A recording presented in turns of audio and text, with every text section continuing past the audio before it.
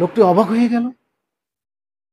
আরে, আমি আপনাকে চিনি না, আপনি আমাকে চেনেন না। আমাকে আসসালামু আলাইকুম প্রিয় বন্ধুরা, আশা করি সবাই ভালো আছেন। আমিও ভালো আছি। আমি ভাবছি একটি কথা বলা জরুরি। তো আর ছোট যেমন এক নয়, তেমনি লম্বা আর বড় এক নয়। এখানে ভাষাগত কিছু পার্থক্য রয়েছে। তেমনি নতুন আর পুরনো এক নয়। সে কারণে আমার ভাষাগত কিছু সমস্যা থাকতে পারে, আপনারা ক্ষমা সুন্দর দৃষ্টিতে দেখবেন। প্রিয় বন্ধুরা, একটি জরুরি কথা। এই যে বেকার বেকার বেকার শব্দটি আমি আসলে পছন্দ করি না। আমি মনে করি পৃথিবীর কোনো মানুষ বেকার নয়। হতে পারি আমি অক্ষর জ্ঞানহীন, কিন্তু অশিক্ষিত নই। পৃথিবীর প্রত্যেকটি মানুষ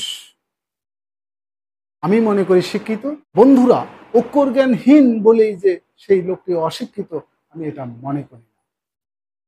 আমি মনে করি প্রত্যেকটি মানুষ শিক্ষিত হতে পারে, সে যে কোনো বিষয়ের।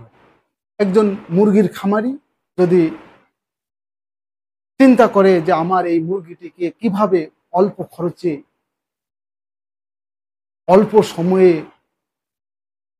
দ্রুত গ্রোথ করে বেশি লাভবান হওয়া যায়, তাহলে সেই মুরগির খামারি অবশ্যই ধাপে ধাপে এগিয়ে যাবে। কোনো একদিন এই মুরগি খামারি শিক্ষার্থী থেকে শিক্ষকে পরিণত হবে, নতুন কিছু উদ্ভাবন করতে পারবে। বন্ধুরা, এই আমি একটি ছোট্ট জব করি। এই জবের ফাঁকে অবসর সময়ে আমি থিঙ্ক করলাম যে আমি একটা কিছু করি। দোকানে গিয়ে ইলেকট্রিশিয়ানের সঙ্গে সালাম বিনিময় করলাম। বললাম, ভাইজান, আপনাকে আমি একটি চা খাওয়াইতে চাই, আপনি কি খাবেন? লোকটি অবাক হয়ে গেল। আমি এই কথোপকথনের ক্লুটাই খুঁজতেছিলাম।